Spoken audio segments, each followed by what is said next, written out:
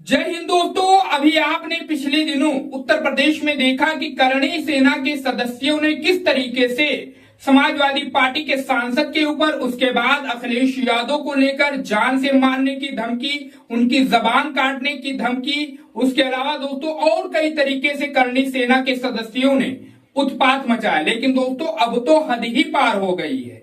करणी सेना के उपाध्यक्ष ने सपा सांसद इकरा हसन के बारे में ऐसी टिप्पणी की है, ऐसी बात कही है दोस्तों कि उत्तर प्रदेश की राजनीति में बवाल मच गया है। जी हां दोस्तों, करणी सेना के उपाध्यक्ष ने इकरा हसन से निकाह करने की पेशकश की है। जी हां दोस्तों, पूरा रिपोर्ट इस वीडियो में मैं आपको बताऊंगा कि आखिर करणी सेना के उपाध्यक्ष ने इकरा हसन के बारे में क्या क्या बातें कही, और दोस्तों उसके बाद में उन्होंने जब उनके ऊपर एक्शन होने की बात हुई तो वो कहते हैं कि हम डरने वालों में से नहीं है। दोस्तों रिपोर्ट पूरा देखिए।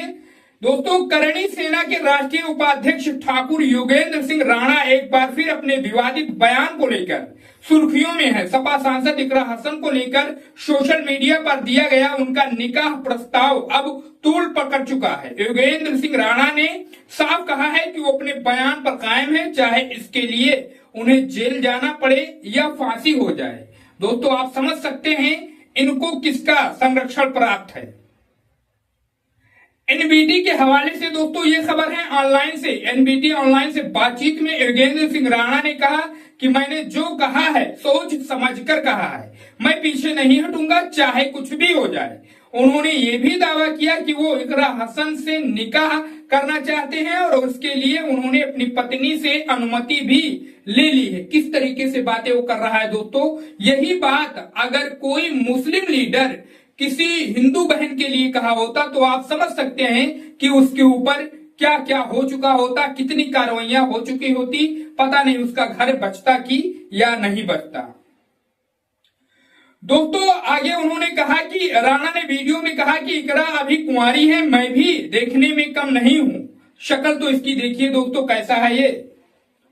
मेरी जायदाद भी ठीक ठाक है, अगर इकरा चाहे तो मैं उसे नमाज पढ़ने की इजाजत भी दूंगा, मगर शर्त यह है कि असाउद्दीन वैसी और अकबरुद्दीन वैसी मुझे जीजा कहें। आप समझ सकते हैं इसकी बातों को।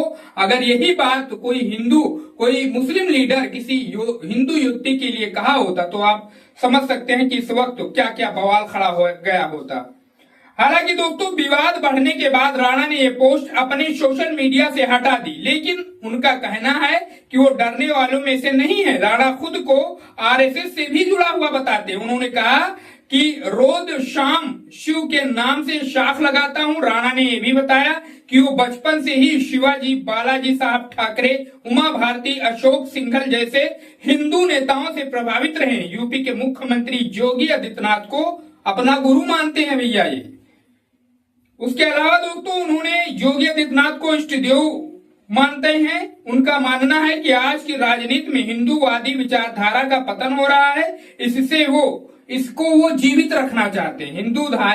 हिंदू का जो विचारधारा है वो पतन हो रहा है दोस्तों, उसे वो जीवित रखना चाहते हैं। उन्होंने आगे बताया कि वो मुरादाबाद के निवाड़ खास गांव के रहने वाले हैं। मुरादाबाद के हिंदू कॉलेज से बीए और न्यू सैनिक ऑफ लॉ कॉलेज से एलएलबी की है।